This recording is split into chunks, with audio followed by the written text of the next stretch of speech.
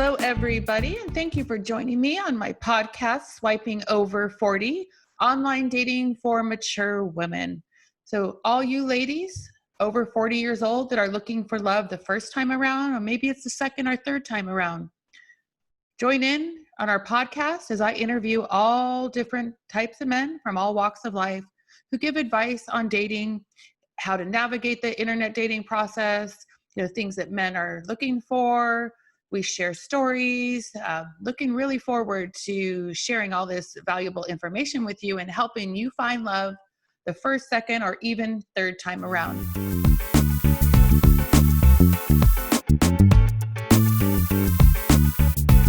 And I have a great guest tonight.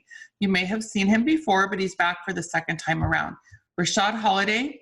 He is a musician. He's an influencer. He is an athlete. He is, he's got so many things going on, something called the flow. We've talked about that on a previous show, but I would like to introduce him. And Rochad, will you talk a little bit about yourself, what you're doing, kind of let the people know? Well, I'm glad to be back. Still working on music stuff as always.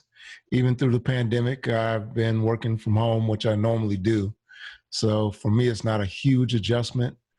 I spend most of my time in front of the computer playing a keyboard or editing or programming or anything like that. I'm also been working on my flow stuff and teaching people how to get in the flow and be more productive and reach their goals and do it in a relaxed and effortless kind of way.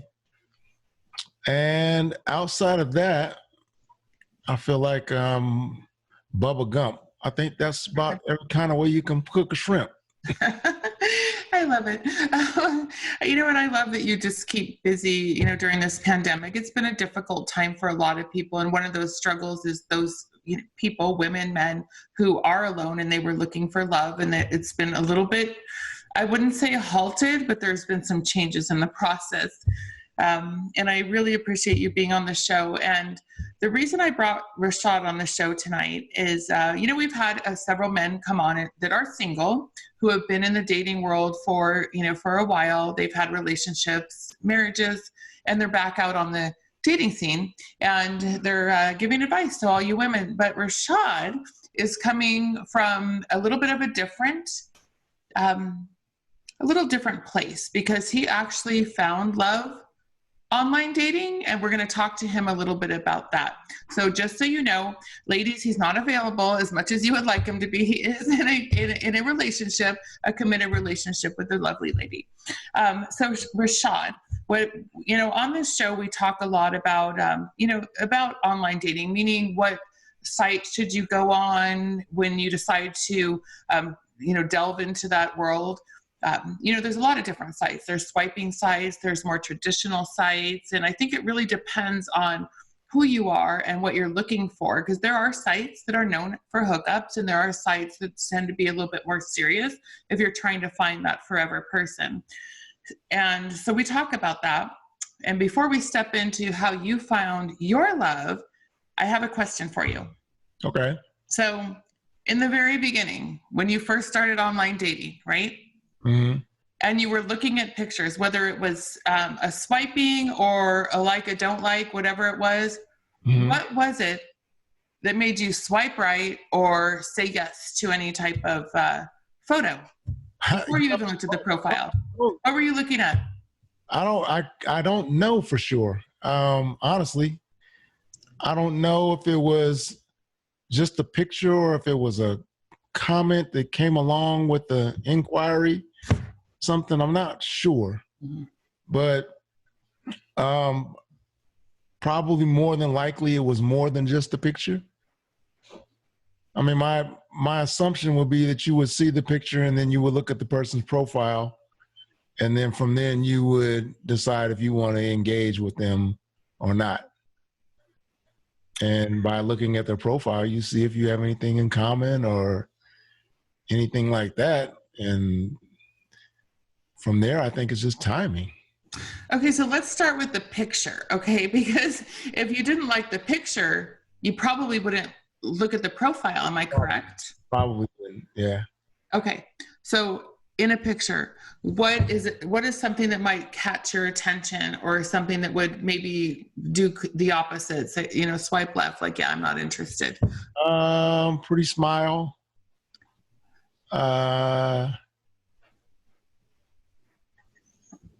Eyes, something about the eyes, maybe smile, maybe even hair. But I mean, I feel like I'm talking superficial, but if it's just initial, I would assume that it's more like something that you would get just initially from being physically attracted to somebody, right? Yeah. Yeah. Even though it's a picture, but a lot of times I don't think one picture will do it. I guess there has to be something that you're attracted to in just one glance. Well, 100%. And that is something that all the men that I've talked to have mentioned. And you said smile first. And I think smile and eyes have been the two captivating, elements of the photo that have stood out to somebody. It's not that they're a 10, so to speak, from the first glance, but there's something about them that was inviting to them. And that something inviting, and that's what you're saying, makes you decide to swipe right. Or maybe before you swipe right, maybe you have the opportunity to view a few more photos. Yeah. So I'm saying, like, from what I hear you saying is that, ladies, smile in your picture. Don't look like it's that serious, right? And open your eyes. Yeah. So, okay. So what was that? Profile, like a picture in your profile of you doing something that you love to do. A hobby, something showing that you have an interest in something. So it could be riding a bike at the beach. It could be water skiing, golfing, playing tennis, something where you're laughing and you just look like you're enjoying yourself. Okay, so again, that's something I hear, over and over and over from the men that I've spoken with, that ladies, put a picture up there that shows you not doing something that you've only done one time. I think a lot of the men do that. They jump from an airplane or something one time, or they catch a really big fish and they want to put that on there or something. But something that really depicts you, because if you're really serious about finding love and you're serious about finding your match, you want to show them who you are, because you only get that really quick opportunity. They see a photo, a smile, eyes, or something that makes them decide to look at a couple more pictures. And again, it's like speed dating without words or the physical, the proximity with each other. Yeah. So that being said, would you say that you're looking for somebody that has hobbies or an interest, or is it relevant to you what that interest is, or is it just that they have an interest or a hobby? That would probably pique my interest that much more. What part of it? If they had a hobby, they had a picture of themselves doing something that they like to do, that would pique my interest more. I mean, if it's just selfies of you like poking your lips out and on the duck smile and all that stuff, The filter. That's not going to do it for me. Yeah. But if I see things on there that you were basically doing, then yeah, that will probably pique my interest for sure. Now let me ask you another question. What if there are no full body shots? Well, I mean, all the guys know what that is. I mean, that generally says that she's overweight. Overweight or insecure? Either or, one or the other, or both. Okay. Yeah. So, okay. And there are men that like a little bit, thicker women, right? So, but it doesn't matter. I think what you're saying is that regardless of whether you're on the slimmer side or the little bit thicker side, that as a man, you would maybe appreciate just to see the body type, so you would have a choice in that matter. Yeah. I mean, obviously, if there's no full body shots, I mean, it doesn't take a rocket scientist to figure things out, that there's either some insecurity there, or, I would say 9 times out of 10, if you did meet up with the person, they'll probably be bigger than what their pictures say they are. Okay, so speaking of meeting up with one another, talk to me about your experiences when you've met somebody that didn't look like their photos or looked better than their photos. Do you have any experiences in that area? So I got to go back some years now. Uh, yeah, I mean, there were probably a handful of times that I can remember. And I mean, if we met out somewhere or something like that, I wouldn't just dog them or anything like that. I would definitely have the conversation. But if I felt disappointed by the way that they looked or something like that, I wouldn't be disrespectful or anything like that. It's just not who I am. I know you're such a sweet person, but did you ever say to anybody, was anyone vastly different from their photos, or was it just a little, maybe they had a filter versus not having a filter? If I remember right, there were a couple people that definitely did. Well, the photo was probably 10 years old or something like that. Yeah. There was definitely some changes in there. But even with that said, let's talk. Let's have a conversation. Let's see where you are. Does that mean you're still open at that point, regardless of the difference in the photos versus what you see in front of you? Yeah, I mean, I guess I had a completely different approach than a lot of guys. I mean, I never went on the site looking for my wife. No. And I'm not saying that went on the site to hook up either, but if something positive came out of it, then that was cool. I was okay with that. But it wasn't like I'm going on here and I'm looking to find Miss Right. Yeah, I mean, that's just as much of a crapshoot. That's like hitting the lottery for the most part, right? Yeah, well, I don't know. I think that if you're honest and you post pictures that are relevant to you, they look like you, they're current, and you express what you're looking for, there are other people out there looking for the same thing. So I don't feel it's like winning the lottery. I feel it's about presenting yourself for who you are, really, and not misrepresenting yourself, because it's a waste of time. I feel, honestly, okay, so I've talked about this before. I feel like this is a waste of time for both sides. Why would anybody post pictures that are 10 years old or with 100 filters or anything on a website when the intent is to meet that person? Because I feel it's dishonest, and it's, maybe I would have liked you anyway and swiped right or wanted to go out with you anyway, but the fact that you've misrepresented yourself already tells me, one, you're insecure, two, you're maybe a little bit dishonest, and it makes me a little bit leery already of you. Would you say that with women, or you don't feel that way? I mean, like I said, my expectations for the most part never were like, this has got to be it. But yeah, if in the conversation I found out that they were dishonest and all that, then yeah, I will probably be disappointed. Yeah. In the whole process. But I mean, I never went in with high expectations. I think that's a good point that you bring up, is not having expectations, because so many of us have so many expectations. I mean, not just on dating, but in life. Just go and have fun. Be in the moment, no expectations, and just let it be what it is or what it isn't, right? Let it be a moment. Let it be a teaching experience. Learn something about yourself. Learn something about somebody else. But don't, I think a lot of women do this, and I'm going to tell you, I have been guilty of this in the past, thinking, is this the one? Is this the one? Is this the one? Well, you know what? Nobody's a one until they're the one, right? So really, it's just a moment that you're experiencing someone else with somebody else. You're getting to know them. You're getting to, learn something new, maybe. Just have some conversation. Maybe learn something about yourself at the same time. I totally agree. Yeah. But again, and this is why this podcast is here, to help guide those ladies, 40s, 50s, 60s, and 70s, who are dating maybe the second, third, fourth time around, and this is new to them. And so it's helping them navigate. Okay, so now I'm going to bring you to something that you just said.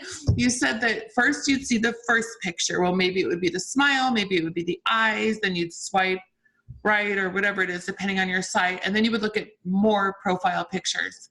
And now you're looking to see, what hobbies do they have? Are they having fun? What vibe, I guess, is what you're saying, do you get from them? Mm-hmm.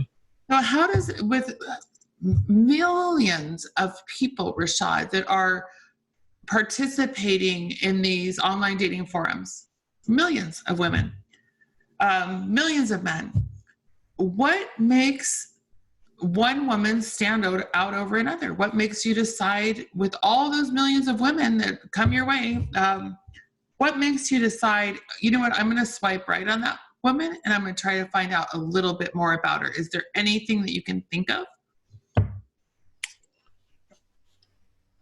To me, I mean, honestly, I kind of touched on it before. It's just really timing. I mean, imagine like every day you're in a certain kind of space, you're in a certain mood, right? Okay, like, okay, you know what? Today I feel like just drinking water. I don't want to drink anything sweet. I just want to drink water. And then maybe the next day you get up and you want to drink tea and orange juice. So it's like whatever kind of mood or vibe you're in that moment, it could literally be that. I don't think that there's a right or wrong in it, or a specific thing. Like, you can get up and feel a certain kind of way any day, and that's going to dictate your choices in the course of that day. Okay, so funny that you say that, because my book, Dating in a Fast Food World, The Girlfriend's Guide to Internet Dating, She Says, He Says. Why do I say dating in a fast food world? Because it's exactly that. There are so many, there's a fast food restaurant on every corner, meaning, you want McDonald's today, coffee today, 31 flavors. I want vanilla, I want strawberry, I want Neapolitan, I want being cherry. You know what I mean?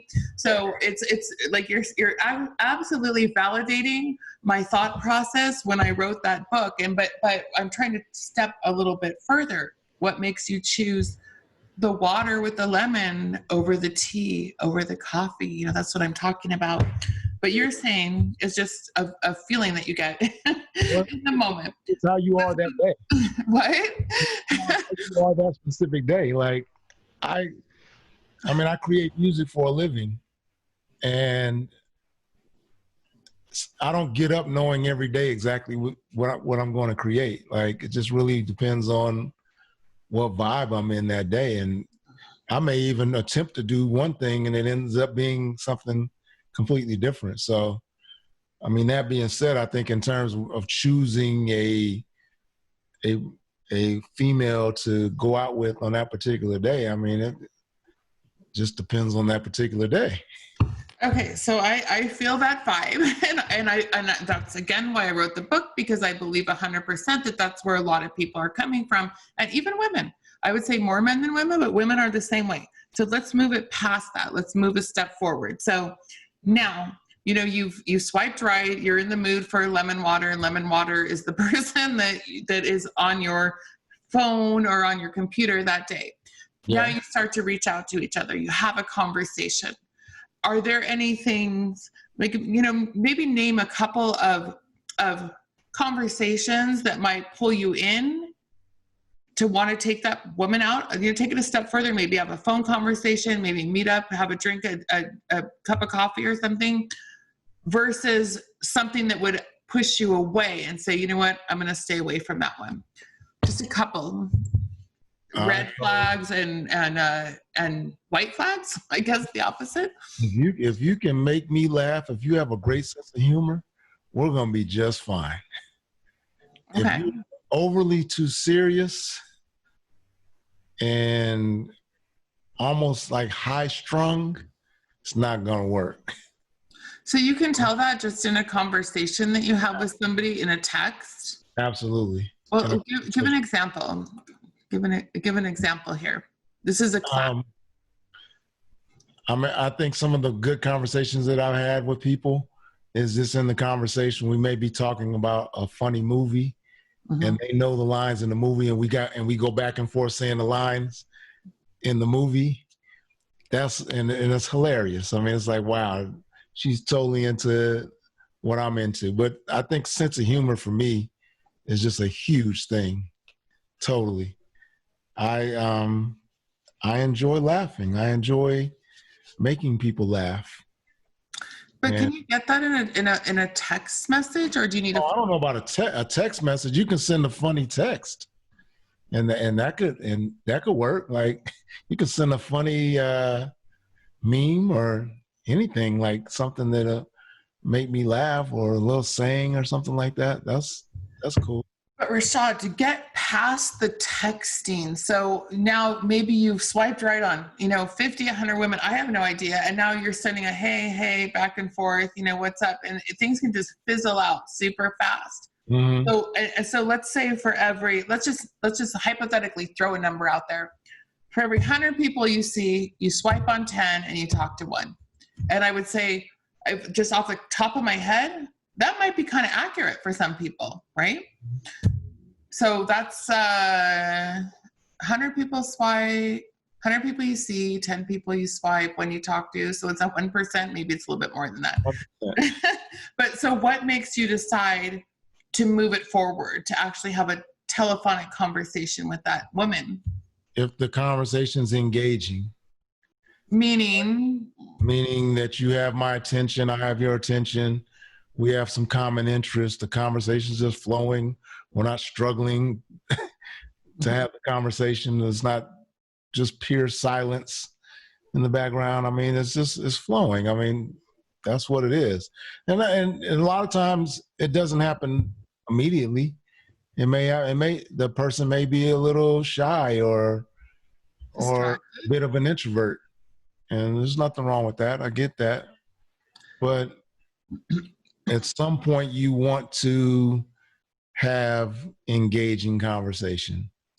So let me ask you this. So if a woman reaches out to you first, let's say she decides to send the first message to you, people hear different things because there's all those books out there about the rules of what you can and can't do online dating, right? Wait for them to say something first. Well, I don't really believe in that because this is like a school of fish, basically, so if you find interest in somebody, you should definitely reach out and let them, say something. So Is it a smiley face? Is it a hello? Is it a compliment? Is it your whole freaking life story? Or is there any kind of anything in the middle? But you know what I'm talking about your whole life story before you've had a conversation. We've all gotten those messages, right? So, so if someone just sends a smiley face to you and you find them somewhat attractive, is that enough for you to reach out and to find out a little bit more? Or would you prefer someone that says, you know what, I really like your smile. Hey, you're wearing a Cowboys hat. Sorry. and you say, oh my God, that's my favorite team. I know a lot of people. I don't know if there's any one thing that I would prefer. They reached out to me. I mean, I guess that sometimes it could be something that uniquely makes them different. Okay. It may not be the normal thing, but that may be the one thing that draws you to them. Okay. So now, I keep hearing that there's a common thread throughout everything that you've said, something that makes you unique, something that's different. And it's not something that you make up. It's something that's truly who you are. So I think it's very, very important. And you can validate or invalidate what I'm saying. It's really, really important because it's like speed dating. You only get a second for them to look at your profile. So really be true to who you are. If you really want to find somebody, if you've never gone snow skiing, but one time, don't post the snow skiing picture. If you like to read books, have a stack of books in your library or something. Even if you did it one time. What? Let's say you enjoyed it. You went skiing one time and you had fun. And it's like, and that comes up in the conversation and be like, yeah, I went skiing. I went one time, but I had so much fun. I want to do it again. Yeah. Well, I get it. Like it's not something that you do all the time, but yeah, you had fun doing that. Okay. So that's not a deal breaker for you. It would grab your interest if it's something that you were, even if you weren't interested, you would just want to maybe know a little bit more about that. Deal breaker for me is smoking cigarettes. It's the some of the things that I just, some of the pet peeves I just can't stand. Like, Okay, so smoking cigarettes and what else? poor hygiene. Poor hygiene meaning you smell, your Oh, teeth are yeah, dirty, you all the above. Okay, got it. you stink, you're a slob, your place is like super messy, Right. whatever. I mean, I'm not going to say that that's a complete deal breaker, but you don't win no points with that. Let's put it that way. Yeah, no, I get it. I mean, some things are deal breakers and some things are you just prefer, that you like it a little bit different. And there is a difference between that because pet peeves are pet peeves. Deal breakers are deal breakers and they're very different. Yeah. Smoking will probably be at the top of my list. If you Top smoke, of your list. Yeah. right. Yeah. So a pet peeve, might be, I don't like, traffic. Traffic. but it's not a deal breaker that you're never going to drive anywhere, right? So yeah. Okay, so now I'm ready to move forward with you. So so now we've gotten past the texting and you've had a phone conversation and you haven't decided yet, are you going to take that woman out on a first? People call it a date, people call it a meet, you can call it whatever you want. I suppose it's a meet unless it turns into a date, right? So what makes you decide from a phone conversation, or do you decide from a phone conversation, you know what, I want to take this a step further, I'd like to meet this person face to face, or I would rather just say lovey and this is a one and done conversation. So have you had both of those situations? Yeah And will you elaborate? Yeah, I mean, the conversation just goes to the point to where you want to meet the person in person. That's for me. I mean, the attraction is there physically from what you see by the pictures. The conversation is flowing. It's like I'm interested. Let's see where this goes. You got a vibe going on. It's so funny. I have to tell you, but that. I'm a very engaging person. I feel like I could talk to the wall if I needed to talk to the wall. However, there are people that our energies don't mix, and I feel like I literally have nothing to say, and I'll be sitting there like a wallflower. And it has nothing to do with intimidation. It has nothing to do with anything. Our energies don't mix. So that's really important. And I think it's important to have a phone conversation with somebody first, because when you do, if you're on the phone and you're struggling to find something to talk about, oh Lord, God forbid you try to meet in person, because it's going to be a really long, hour or whatever it is. Would you agree with me on that? Absolutely, yeah. So why is it that some people you can talk to for hours and hours and other people you can come, it's one-sided conversation is what I see. So you ask questions, open-ended questions, not probing questions, but hey, have you seen any movies lately? No. What kind of music do you like? All kinds. Well, do you have a favorite song? No. And then you get it just drains your energy trying to think of things that can say that aren't probing. But okay, so somebody says, I love Forrest Gump. Oh, really? I love that too. What do you love about it? And you'll find out a little bit about somebody, about their heart, about their soul. I like that he likes to run forever. I like to run forever too. Or, he likes a box of chocolates. I don't know. But do you know what I mean? It's really simple conversation to get to know somebody. When I work with people on music, before we actually work together, I like to get together and meet and kind of hang out, because it gives both of us a vibe of how each other are. And when you understand how that person is, and just in conversation, talking about what they like, and that's not even a situation where it's a potential love relationship. That's just a potential working relationship. So that is getting to know who that person is. And eventually when you actually start working, it makes the working part of it easier, because you've broken the ice. You kind of know what they like and what they don't like and the whole nine. I think the same principles can apply to like a date or whatever. I mean, before you actually date, you have the conversation about that stuff. And, if you find out in the conversation, like, you know what, conversation was cool, but I don't know if this is necessarily the direction I want to go. I mean, I hope you don't take it personal or anything like that. But you would tell somebody, you wouldn't just ghost them. no, Or would you? Or would you? I would tell them. You wouldn't just ghost somebody, go on one date and then never talk to them again. Well, Be honest. it was just horrible. But you've done it. Ghosted somebody? Yeah. One time? Probably. That's okay. I've done it too. I mean, I shouldn't say it's okay. It's absolutely not okay. I'm digging deep. I'm having to dig in my database. Like go back. Well, you can, if you sit long enough, you can actually get it. The little triggers will bring you there, right?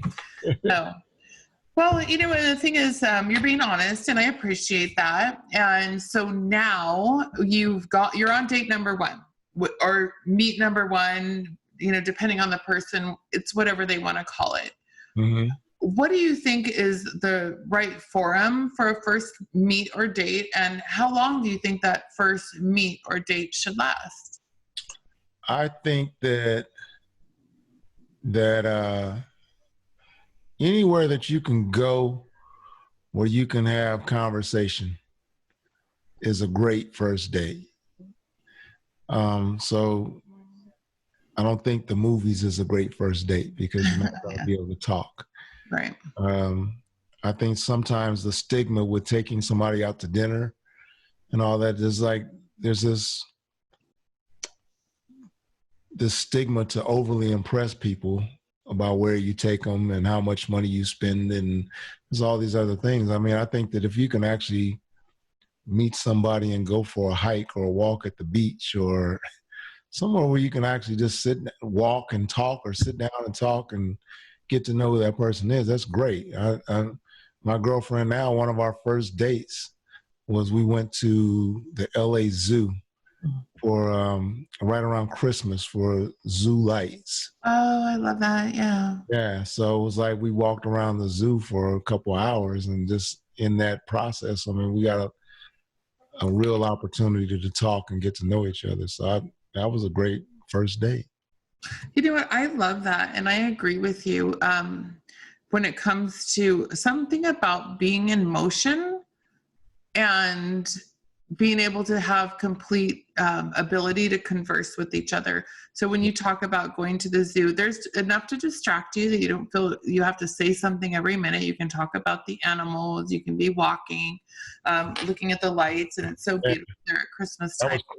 We were looking at the lights a lot and all the displays, and it was cool. I mean, it was a couple hours, had a great time, great conversation. Yeah, it led to another date.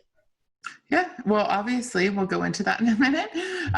But I agree with you. Things like if you like hiking or you like walking at the beach or, you know, anything like that, I think that's a great forum to meet somebody, you know, where you can, you know, come separately and you can leave separately. The zoo is a little bit of a commitment, but again, you know, you're enjoying what's going on at the zoo. So even if you're, you know, if you enjoy that, even if you're not fully enjoying that person, which I know you two did, it's still a good time for you. I don't like, and I don't know how you feel about this. Well, let me tell you what I do like.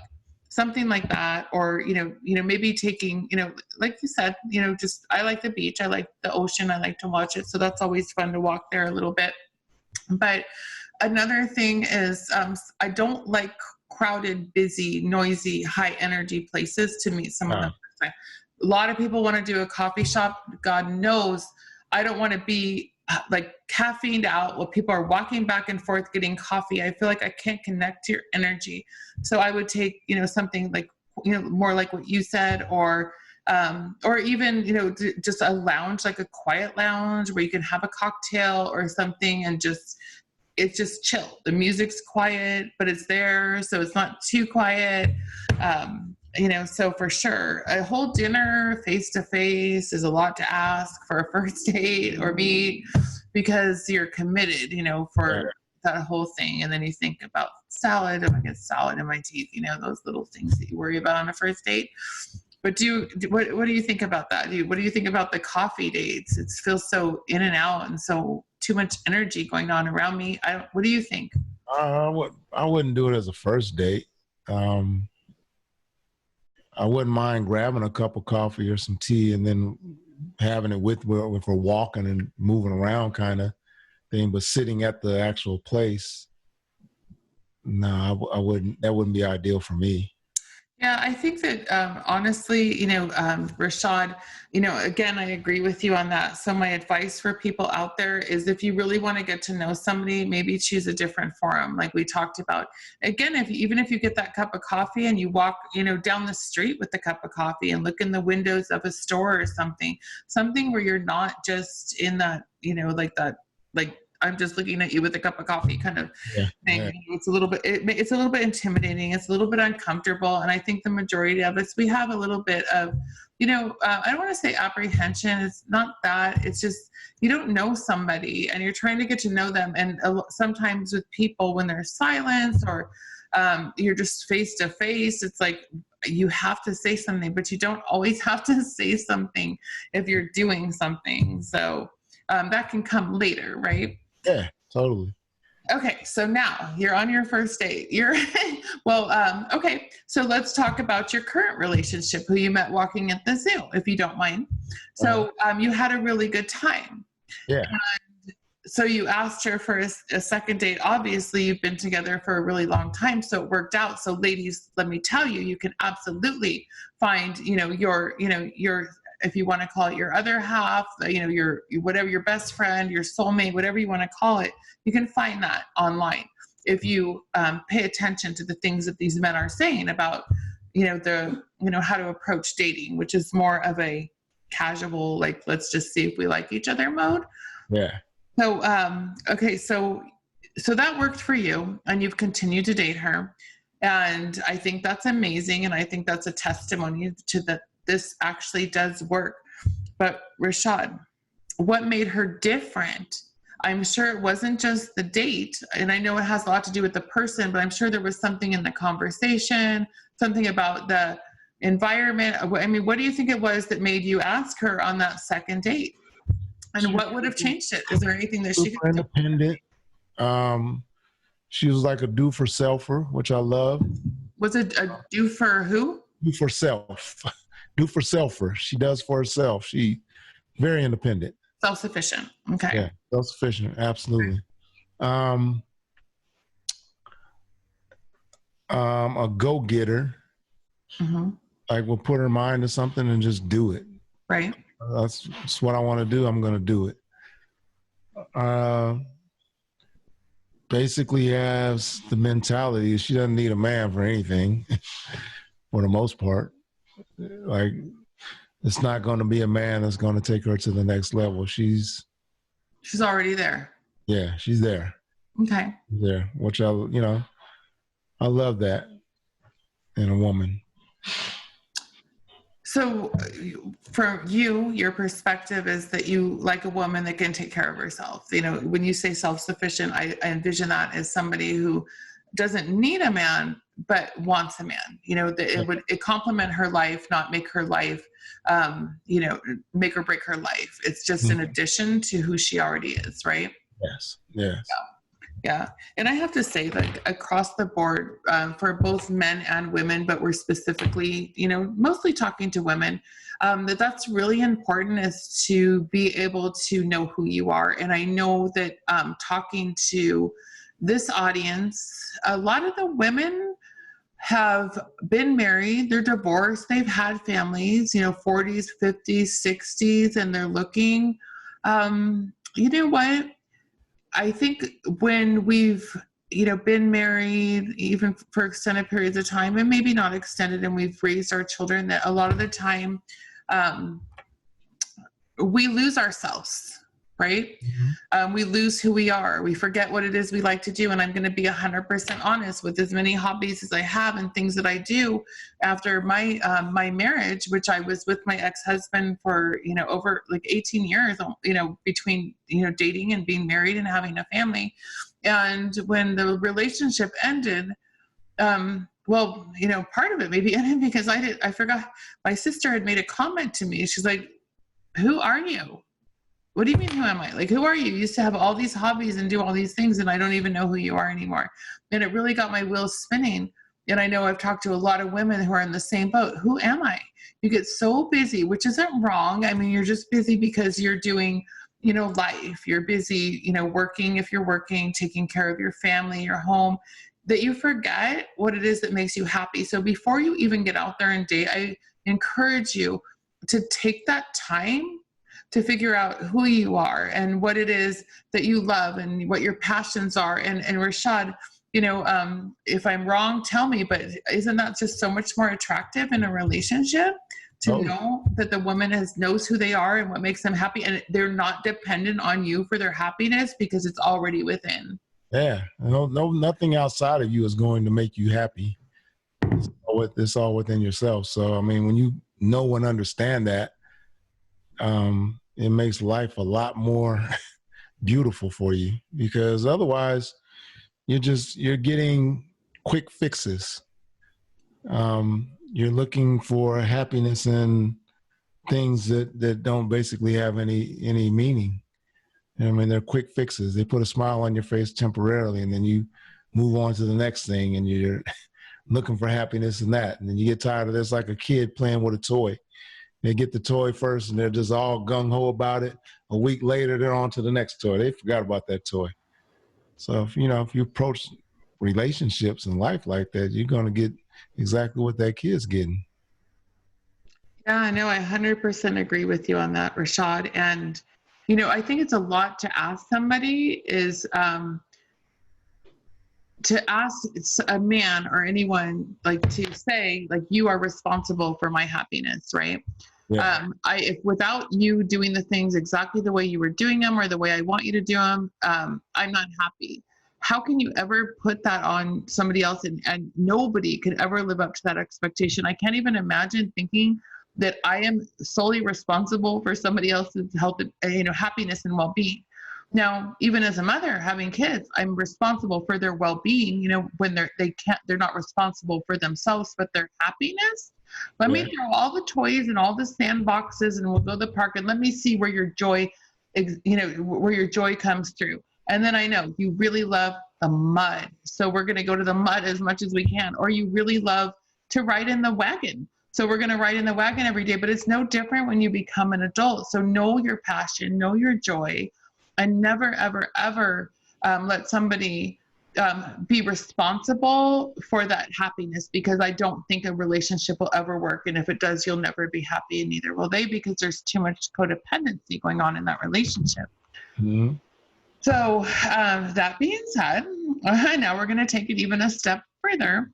So again, I know about your situation with your significant other, Rochad. We've been friends for a long time, and I know you're in this wonderful relationship, and I'm pointing that out for all these viewers out here that is possible. However, for all those that weren't that perfect relationship, is there something that was some overarching vibe that you got, or something that some type of behavior you saw over and over, and then she was different, and that may be something that's a super easy fix for women?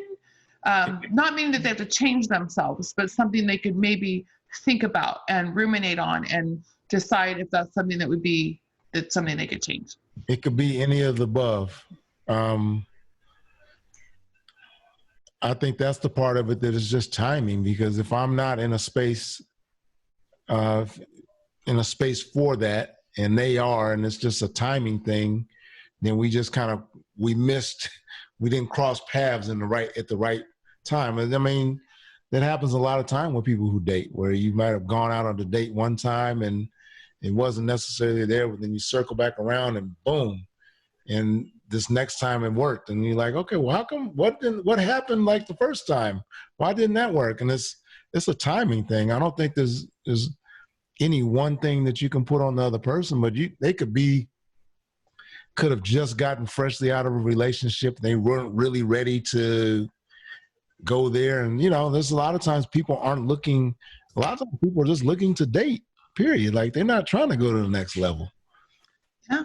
Yeah. So it's just, I think it's really about everything kind of lining up.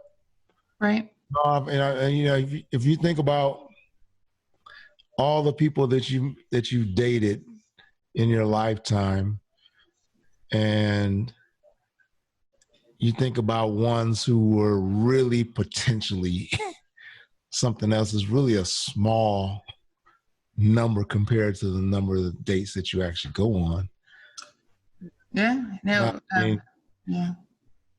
What was that? I'm sorry. It's not everybody isn't meant to be that kind of relationship. I mean, I think that you have to realize that sometimes that I have girlfriends who maybe at one time we attempted to date and we laugh about it.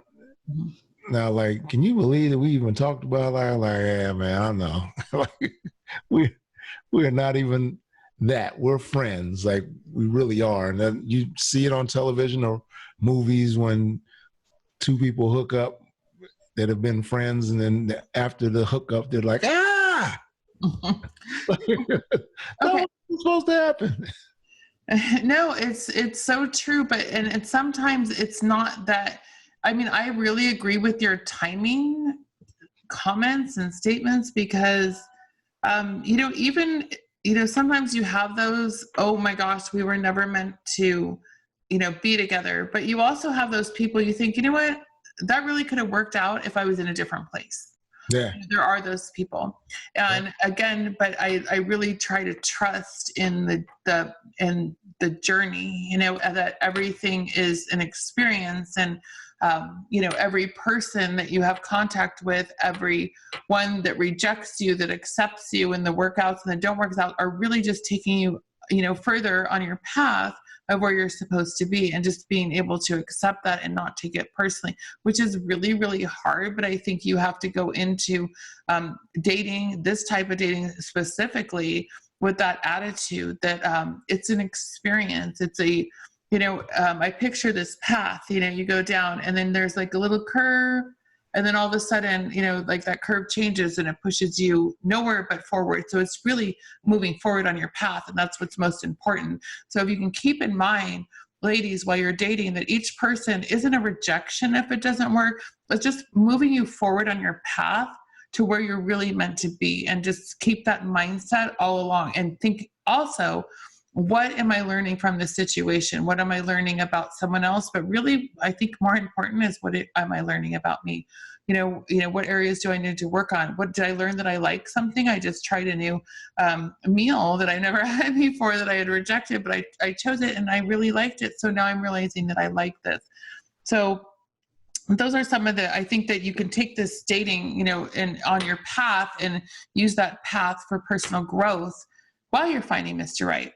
So now I'm going to ask you, I'm going to just like flip it all, Rochad, because we got like about 9 minutes left max on this show. So I'm going to flip the whole thing and make it juicy here.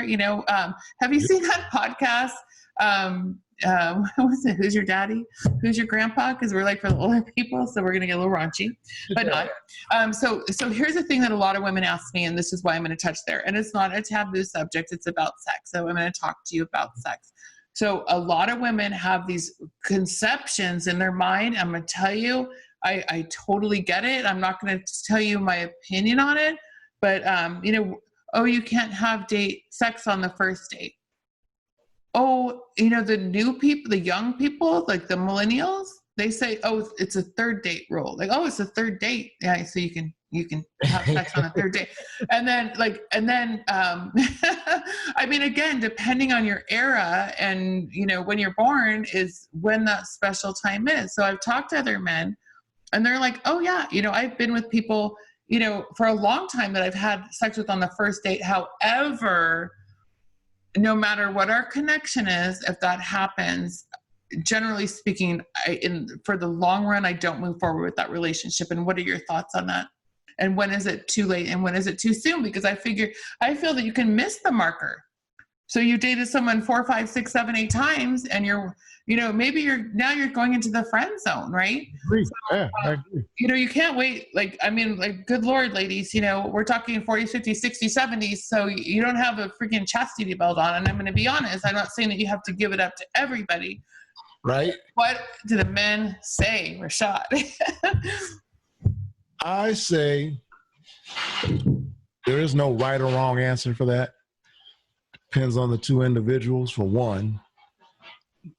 Sex on the first date isn't going to demolish that relationship, because at the end of the day, it's really about the maturity level, how you guys handle it moving forward. There's so many other things that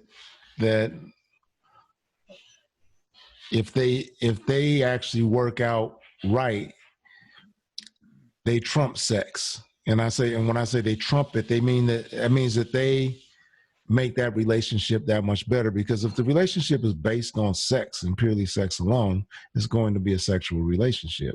Right.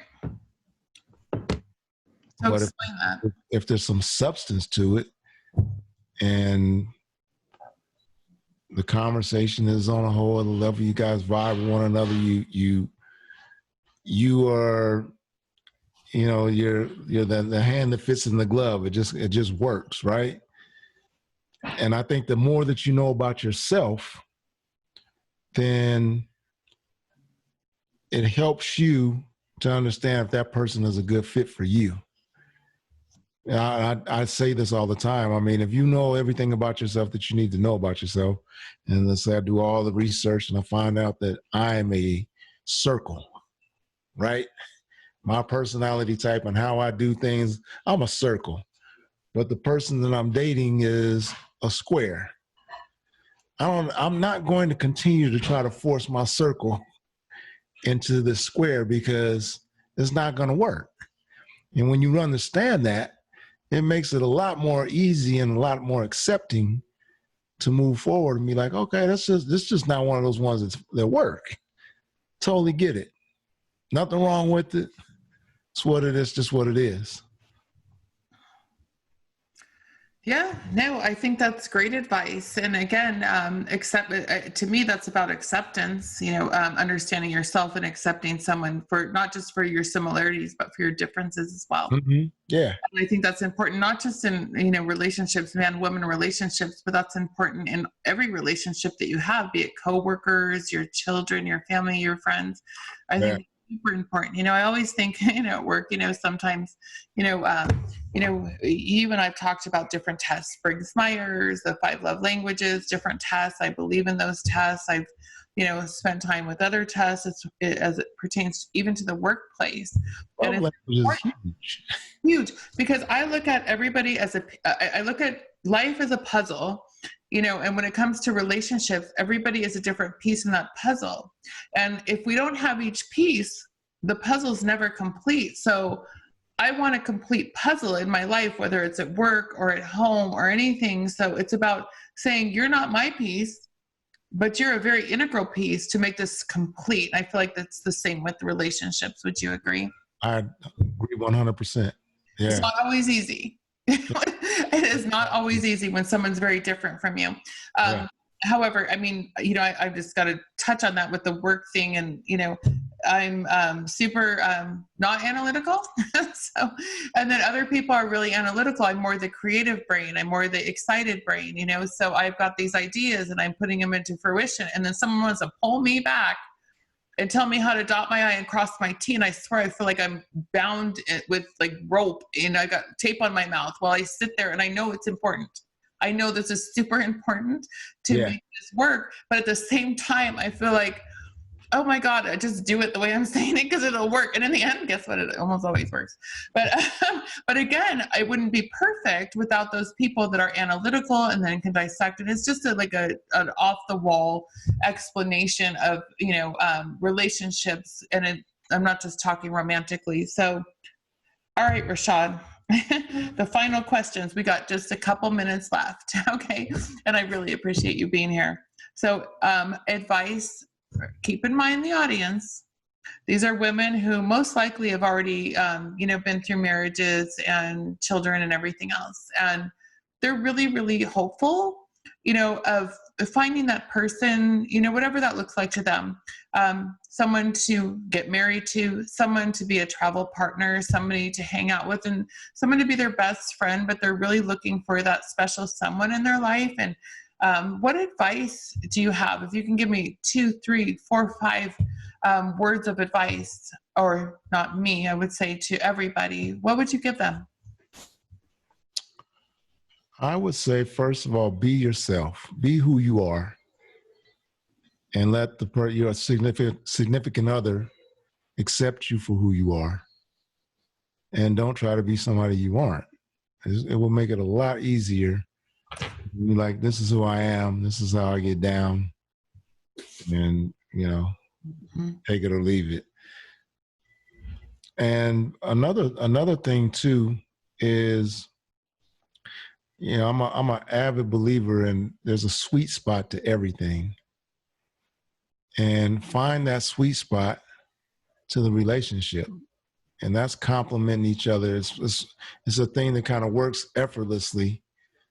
And once you find that space, it comes easy. When you have to work too hard on just little stuff, it might not be the one. So I love that actually. Can you give an example of what that looks like? An example of what that looks like is let's say that you hook up with your significant other and you don't necessarily have any plans, and your significant other says, you know what, let's go to the beach. And you're like, right now? And the significant other is like, yeah, right now. And so you have to be so loose and open to the fact that, like, you know what? I know I have a few things to do, but let's go. Let's just go. And you go and it's not planned. And when you go, you have a great time. Everything just lines up. It's easy. There's no fussing. There's no fighting. You laugh and you have a great time. And, you can look back at the end of the day and be like, that was the bomb right there. That was it. You have that. And when it comes that easy, it makes the whole thing super easy. But when just going to a restaurant and you fussing about the food that you're going to order, or looking at you're late. You're late. Like if it's just little things that you're having a tough time trying to make happen, it might not be the right fit for you. I like that 100%. It reminds me of something, Rochad. So this seems like it's irrelevant to this conversation, but I actually think it's super relevant to this conversation. I actually raised my kids telling them this story. I had heard about this, whether it's factual or not, I don't know. It doesn't matter. Mm-hmm. There was a psychology teacher a college professor that gave a final. And, people, of course, had studied for their final, like college, students do. And all he did was hand out a piece of paper. It was an 8.5 by 11 piece of paper with a black dot on it. And he asked all the students for their final to write what they saw in the paper. So the majority, I don't remember the numbers, but I would say the majority, if not all of them, talked about the little black dot, what it looked like, what it reminded them of. But the bigger picture was the bigger picture. That's a little black dot on this 8.5 by 11 piece of paper. So it's about not focusing on the black dot and focusing on the rest of the paper, the big picture. So when you're talking about worrying about what food you're going to order, or just those little things, in reality, if you decide to say, that's just a little thing, let me look at the big picture here. I'm on this date, or I'm with this person, and just kind of let yourself be in that space versus, I'm wearing the wrong shoes, or, does, what I mean? This isn't what I wanted to order, or I didn't want to go to this restaurant. I wanted to go to the other one. Just let all that shit go. Right. So that you made me think of that. And I don't know if it's relevant or not, but I'm going to tell you one person listening that's going to be super relevant to you, whoever you are. So that's, that's really great advice. And we've gone over our hour, but it's okay. Again, Rochad Holiday, thank you so much for joining us on Swiping Over 40 online dating for mature women. Hope to have you back again and give us some more. I have to say one thing before we go. Yes.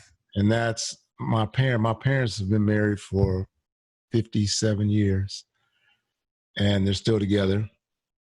And probably about, I don't know, maybe 20 years ago, I asked them separately, what is it that makes you guys work? What is it that makes this thing work? And do you know that they both said the same thing? What? They said, my mom said, I treat your dad like he's my best friend. I don't disrespect him when I get mad at him. There's a line that you don't cross when you get angry with somebody. And then because I know that there's things that he likes to do, I make sure that we do those things. My dad said the same thing. Wow. He was like, your mom's my best friend. He said, you know, your mom likes to go out dancing. I make sure that we go out dancing. That's what we do. I love it. Well, you know what? I love that. Then that's a great way to end this, because I agree, you know, treat that person, you know, not as a, you know, like a lover or, you know, a relationship partner. Treat him as your best friend, because really, you know, as we're, you know, again, in the mature population, and we are aging, we're getting older, and, you know, we're not 20, we're not 30, and most of us aren't even 40 that are watching this show, but it's okay. It's not about that. It's about, you know, finding that synchronicity with somebody else, and, you know, having that respect for yourself and someone else, and finding that best friend that you want to spend your time with. So those are beautiful words, and I love to hear that. So thank you. All right. So Rochad, how can people, I know you've got so much stuff going on, and we've talked about that in another episode. And how can people get in touch with you, follow you, learn a little bit more about what you got going on? Rochad Holiday, everything. ROCHADHOLIDAY. That's it. My Facebook, my Instagram, my Twitter, all the above. If you want to reach out to me, you can email me at rochadholiday.com, info@rochadholiday.com. So, hello, everybody, and thank you again for tuning in to today's podcast, Swiping Over 40. If you like what you heard, go ahead and subscribe to my podcast channel. And ladies, I'm super excited because I do have a book coming out shortly, and it's titled Dating in a Fast Food World, The Girlfriend's Guide to Internet Dating, She Says, He Says. You're going to love it. It takes into account anything you can imagine that you might encounter while navigating through the online dating process. But not only does it have the, you know, input from a woman, it has the input from a man as well. So you'll get the inside scoop. You can also subscribe to my newsletter by going to Kathlyn.com. I look forward to hearing from each and every one of you, and may you all find love.